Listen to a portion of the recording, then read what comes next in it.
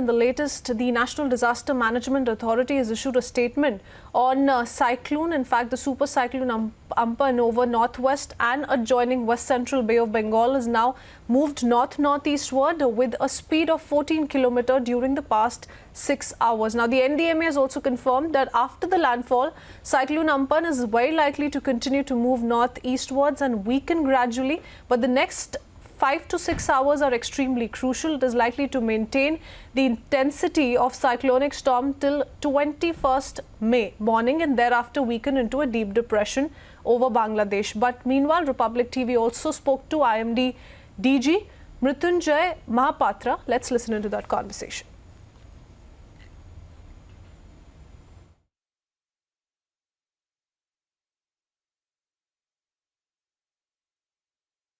हमारे साथ हैं आईएमडी के डीजी मृत्युंजय मोहपात्रा। सर, आप पिछले दो चार दिन से लगातार सिचुएशन को मॉनिटर करते रहे हैं।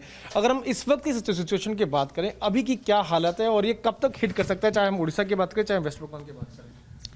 अभी जो सुपर साइक्लोन अम्फन अभी पारादीप से लगभग 110 किलोमीटर दूरी पे पूर्व दिशा पे उत्तर बंगोपसागर में केंद्रीभूत है और ये उत्तर पूर्व दिशा में गति कर रहा है।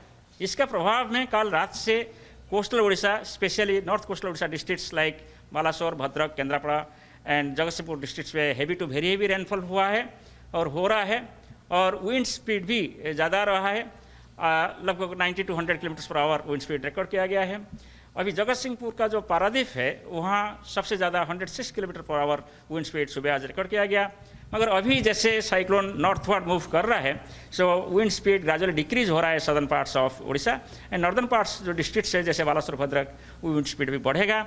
हमारा उम्मीद है कि विंड स्पीड 100 से 110 और गस्टिंग के 125 किलोमीटर पर आवर जा सकता है ये सभी डिस्ट्रिक्ट्स में। कितनी देर की अगर हम बात करें, कब तक ये हिट कर सकता है, क्योंकि इस वक्त 11 बजने वाले हैं और कब तक उम्मीद कर सकते हैं कि हिट कर सकता है सर? ये लेट आफ्टरनून और इवनिंग टाइम पर वेस्ट बंगाल बांग्लादेश तट पर हिट करेगा और इसका लैंडफॉल प्रोसेस इसलिए लेट आफ्टरनून में शुरू हो जाएगा और ये सबसे ज़्यादा जो हिट करेगा वो है साउथ एंड नॉर्थ 24 परगना और ईस्ट मिदनापुर डिस्ट्रिक्ट्स। एक सवाल इसमें ये भी है सर कि आपने एहतियातन लोगों को क्या क्या करना चाहिए, क्या आपने निर्देश जारी किए और अभी के हालात को देखते हुए आपको क्या और निर्देश जारी करना चाहेंगे सर? हम लगातार लोगों को ये मैसेज दे रहे हैं कि ये जो साइक्लोन तट पर आ रहे हैं ये एक वेरी सीवियर और एक्सट्रीमली सीवियर साइक्लोन स्टॉर्म है। इसका जो विंड है बहुत डैमेजिंग पोटेंशियल है और इसके साथ साथ इसका जो स्टॉर्म सर्ज या टाइडल वेव आने वाला है वो 4 to 5 मीटर है जो कि बहुत डेंजरस है और heavy to extremely heavy rainfall भी उम्मीद कर रहे हैं। इसलिए ये एक मल्टी हज़ार्ड सिनेरियो जनरेशन कर सकता है। इसलिए हम ये एडवाइस दिए हैं और accordingly government, state and central governments action ले रहे हैं कि जो लो लाइंग एरियाज़ है वेस्ट बंगाल में उनको इवैक्यूएट किया जाए। सिमिलरली उड़ीसा में भी वो इवैक्यूएशन किए हैं और इसके साथ साथ जो सेफ स्ट्रक्चर में है वो अंदर रहना चाहिए, बाहर नहीं जाना चाहिए जब तक साइक्लोन का खतरा है।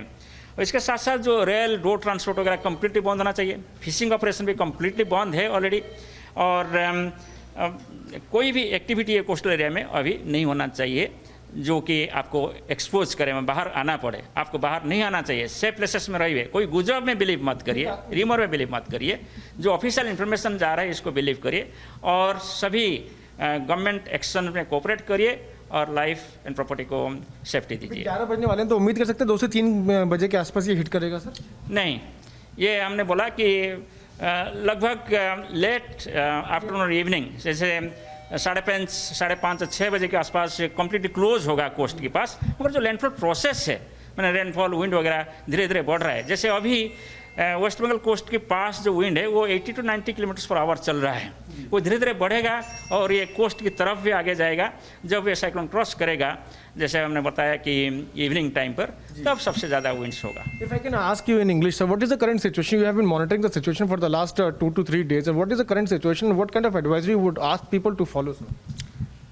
Currently, the super cyclone Amphan is located about 110 kilometers east of Paradip. It is moving northeastwards. It is expected to cross West Bengal, Bangladesh coast between Digha and Hatia Island, close to Sundarbans, during late afternoon or evening of today. with a wind speed of about 155 to 165 kilometers per hour, gusting to 185 kilometers per hour. This is a very destructive wind. It is a highly damaging wind. It can cause large-scale and extensive damage. In addition to that, we are also expecting the tidal waves of height of about 4 to 5 meters, inundating the low-lying areas of South and North 24 Parganas, and 3 to 4 meters inundating low-lying areas of East Medinipur. So when can you expect this to hit the areas of Odisha and West Bengal? It is not going to hit Odisha, but it is affecting Odisha. Already the effect started last night. It is continuing now. Till evening it will continue. Magar it will hit West Bengal, and its impact will start from the afternoon. And sir, last question, what are you asking people to follow? You have also already said that people must go by what the government is saying. Yeah, this area, like Odisha and West Bengal, are very prone for the tropical cyclone activities. People are aware. Last year, there was a cyclone Bulbul which crossed Sundarbans. So therefore, the people in that area know, they have got the recent memory about the impact of tropical cyclones. I hope people will cooperate and people will take all necessary actions. They will not believe in rumors.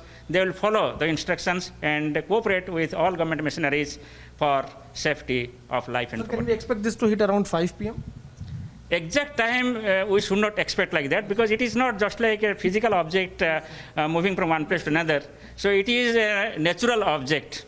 So it has its own dynamics. It changes every time. So therefore we keep a margin of time, that is late afternoon and evening.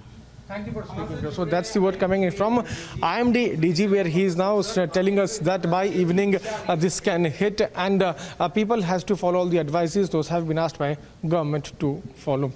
With Hitesh, I am Piyush Mishra for Republic TV.